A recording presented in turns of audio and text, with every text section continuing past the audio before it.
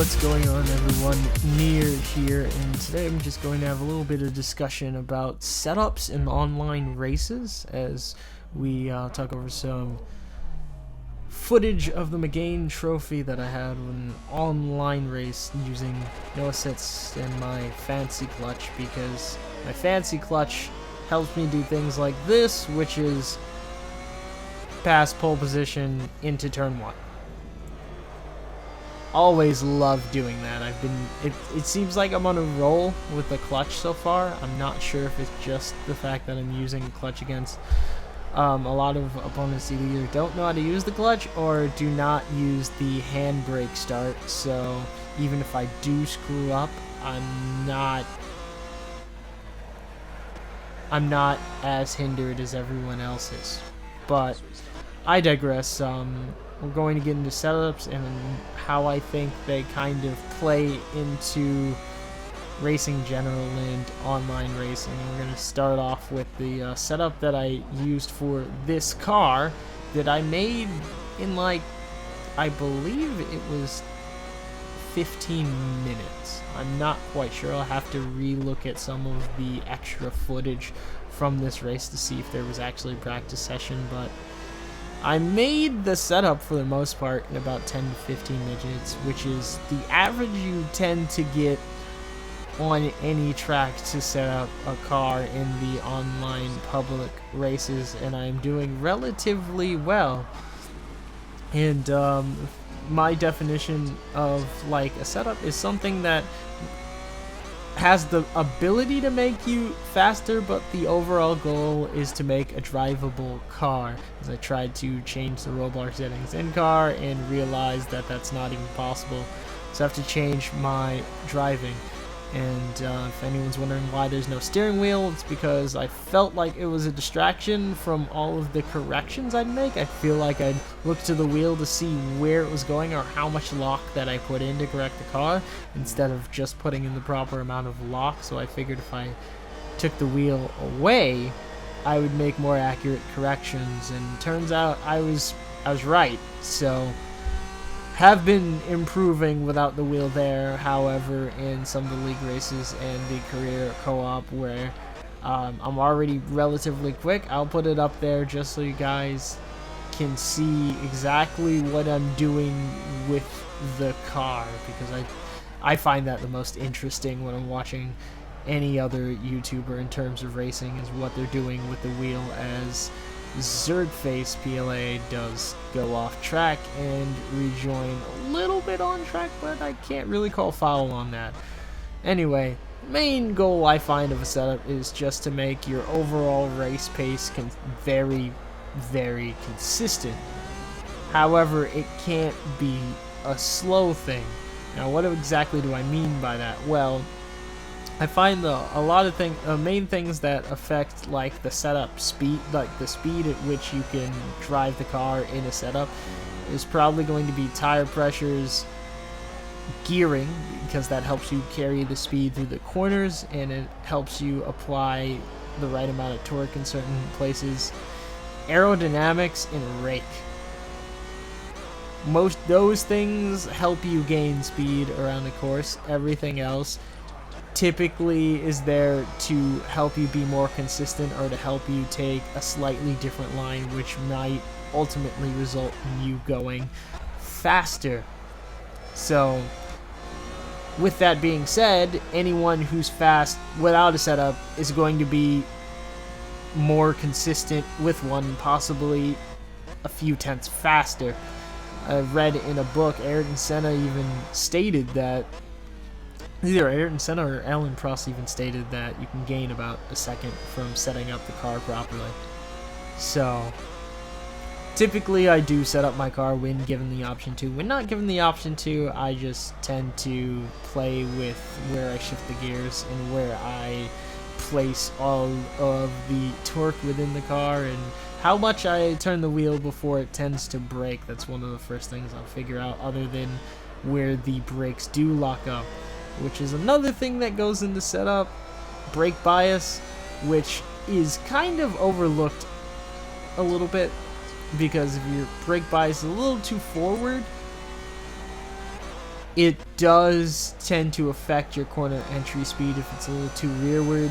You can lock up the rears and spin yourself out, so you really have to be cautious on the brake bias before you make any crazy changes to the suspension, because sometimes it could be you're getting understeer because the brakes are forward enough that when by the time you get to the point of releasing them, you've kind of already slightly locked them up, which causes some slight corner entry understeer, which instead of adjusting the front roll bar down, you can just adjust the rear brake bias 2 clicks while you're driving and completely fix the problem.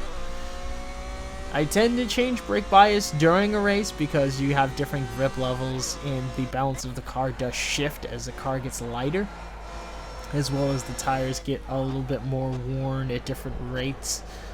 So I tend to adjust it dynamically. However, I do look for a base to set it to, so I only have to set it 1 or 2 clicks up or down at any given point in the race, kind of like F1 2015 style. But yeah, the things that do contribute very heavily to consistency in a race setup, I would say, would be your limited slip differential, your dampers, and a bump stop. I would say that those really do contribute to how consistent you can be with the car, because if the bump stop is incorrect, for some reason the handling characteristics as the springs compress dramatically change if you have the wrong bump stop. Like you might be turning in, you're turning, and all of a sudden your springs hit the bump stop and you get stupid oversteer or stupid understeer, and it's not the same from corner to corner on lap to lap, which is it's a really strange thing to grasp, but it's how I determine whether or not the bump stop is not all that well. In terms of gearing, which is a fine-tuning thing, if you like shift into third like I did there and the tail end steps out, it might be too short. You might have to adjust it on power, and you might have to adjust it on deceleration. Usually deceleration is better, because if you go down the gears and the car isn't stable, you're gonna have a tough time in the race, and it typically results in spins going into corners because you get wheel hop and one of the tires leaves ground and you're spinning around like a top, like wee. Anyway, the dampers typically affect how your car goes over bumps, and it's not an extreme change most of the time, but it's enough of a change that you might be able to take a very bumpy curb and someone else will not be able to at all. So 9 times out of 10, when I get into the default setups and I only have 10 minutes, the default value for the dampers is too low, and I'll go and adjust that. I don't do it immediately though, because I do have to see how stiff or bumpy the track is for the specific car. So I typically change the tires and go out. However, I do take a glance at the damper settings to see how stiff they are. And if I know it's a really bumpy track, I'll instantly turn them down, but I won't change the balance or distance between the two, because that can also have some wonky characteristics as well. So if you want some quick advice for that and you're just struggling in some of the online races with a huge amount of bumps, go to the final setting in the dampers. I think it's slow rebound, and just typically you want to turn it down 3 clicks, all 4 of them, and that should help you out. It does get a little bit more intricate. I will try and explain that in a different video, but for now I'm just going over just the general stuff I go over when making a setup. Another one of the really important things I adjust is the LSD, because that affects how much oversteer or understeer I get when I put my foot down, or when I lift it off, or when I hit the brake. So if I have lift off oversteer in the car, I lift off and it just wants to spin like a top, that is typically your preload, or what I like to call your coast setting. And if you turn that up, it creates understeer when you lift off. So if you have too little, like you have 0, unless you're very good with your pedal movements, it is quite difficult to control certain cars with your foot. Like, different driving styles require different amounts of acceleration, deceleration, preload. I can't really give you a map for that, but I can tell you that acceleration, when you turn it up, it is a little bit harder to get out of corners. You kind of want to understeer, but at the same time, if you put slightly too much input in, it jackknifes, which is what makes it confusing. When you turn it down, it's a lot easier to get through corners, but sometimes it can step out on you on the exit. So you want to kind of go up and down a little bit as you find the right sweet spot for the acceleration. And the deceleration is really whether or not you get understeer braking into a corner or it jackknifes on you. Deceleration is probably the simplest one to tune for, because if you were to brake into a corner like that and the car jackknifes and can't catch it or anything, that's probably your decel's too low. The only other reason it could be is you hit a bump and something in the rear suspension is off, so you might want to go into your springs or your dampers in the rear and adjust that, or adjust the balance in the damper setting, which I'll cover in a different video. Gearing, as I think I've stated, is a fine-tuning thing, and it only really adjusts where you place the torque into a corner. However, there are certain downshifting techniques that you can use to help you out if you can't change the gearing or it's a fixed gearing. And what I like to use is I like to just wait for the RPMs to die down quite a bit to match the speed of the car with the speed of that gear, and then try and shift down to it, because sometimes you shift down a little bit too...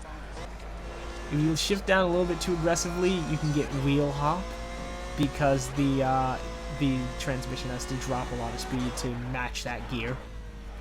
So you got to be really careful with downshifting in this game in a lot of different cars. Formula A is one known for the most ridiculous second gear that I've ever seen. It just drops so much speed when you shift into it, and that's one of the first things I had to tune. I had to make a custom tune for that, because most of the setups that I ran into, actually all of the setups that I ran into, didn't actually tune out that second gear. It just made it more bearable. So I'm thinking of posting my Formula A setup that I tend to use for the races in one of my future videos as well. But just to kind of wrap this setup discussion up a little bit, if I can think of anything else that I do tend to mess with, even when I'm just looking for time after I've gotten the basics out of the way, which is the tires, the springs, the dampers, and the roll bars, because the roll bars really adjust how your car behaves into a corner with the springs, so you kind of do them both, and that guy kind of did a derp. Roll bars are going to affect whether or not your car has snap, oversteer, or understeer while you're cornering, and there's no specific value I can really give you. That's literally on driver preference. So but I can say that if you have understeer, turn down the front. If you have oversteer after you've turned down the front, you need to turn up the rear, I believe. It's either turn up the rear or turn down the rear. Typically it's turn down the rear, especially with the Formula B. You want the rear really low so you can control the car. But some cars you can turn up the rear, and it does affect how it performs into high-speed corners. So the two settings I typically run is forward bias, rear bias, and even. And typically it's forward bias and even. Rear bias is a rare thing to see, but it does work, where your rear is higher than your front and the front is higher than the rear is the general consensus. And neutral is the only thing that I typically use in the Formula 3.5 when I can't figure out where to put it, which is most of the time. So, quick tip for the Formula 3.5. And the rake is another fine-tuning thing, but that's mostly to get more downforce. You can have too much rake and you'll feel too much rake when you have grip, but the rear end still wants to step out. That means the rear diffuser probably stalled out on you because you have so much rake going on, and you can no longer make any more rear grip, unfortunately. So it's been my strange little ramble, strange little discussion on some of the aspects of setups and kind of what they do. And I will leave you guys in silence for the last lap of this race. Peace.